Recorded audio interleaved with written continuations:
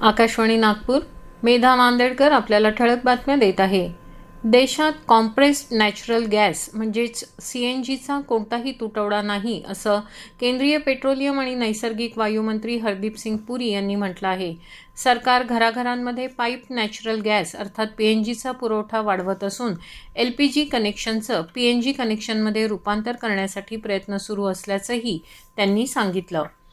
गेली 45 वर्ष सातत्यानं रंगभूमीवरती काम करणारे आणि नवोदित कलावंतांना घडवून एकांकिकांची जिवंत चळवळ राबवणारे कलाकार संजय भाकरे यांना अमरावतीतर्फे अद्वैत विदर्भ करंडक जीवन गौरव पुरस्कार 2026नं सन्मानित करण्यात आलं.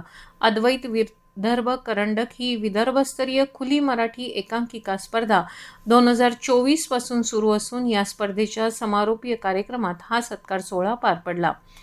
जागतिक नेत्रदान दिनानिमित्त श्री निकेतन महाविद्यालयात नेत्रदान जनजागृती कार्यक्रमाचं आयोजन करण्यात आलं.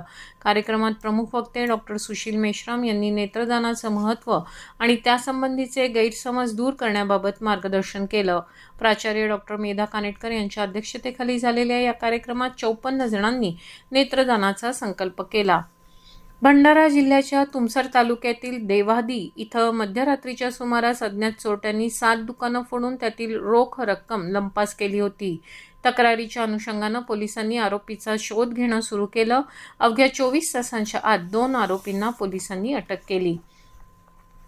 अफगाणिस्तान विरुद्धच्या एकदिवसीय मालिकेपूर्वी अष्टपैलू खेळाडू हार्दिक पंड्या दुखापतीमुळे मालिकेतून बाहेर पडला आहे. सरावादरम्यान हॅमस्ट्रिंगचा ताण आल्यानं तो सुमारे 3 आठवडे मैदानाबाहेर राहणार असून जुलैमधील इंग्लंड विरुद्धच्या मालिकेसाठी तो तंदुरुस्त होण्याची शक्यता आहे. त्याच्या जागी अन्य खेळाडूची निवड होणार की नाही याबाबत अद्याप निर्णय झालेला नाही. तमिळ चित्रपटसृष्टीतील प्रसिद्ध दिग्दर्शक भारती राजा यांचं आज चेन्नई इथं प्रदीर्घ आजारानं निधन झालं. ते 84 वर्षांचे होते. 2004 मध्ये त्यांना पद्मश्री पुरस्कारानं सन्मानित करण्यात आलं होतं. याबरोबरच हे ठळक बातमीपत्र संपलं. यापुढील बातमीपत्र रात्री 8:42 प्रसारित होईल. नमस्कार.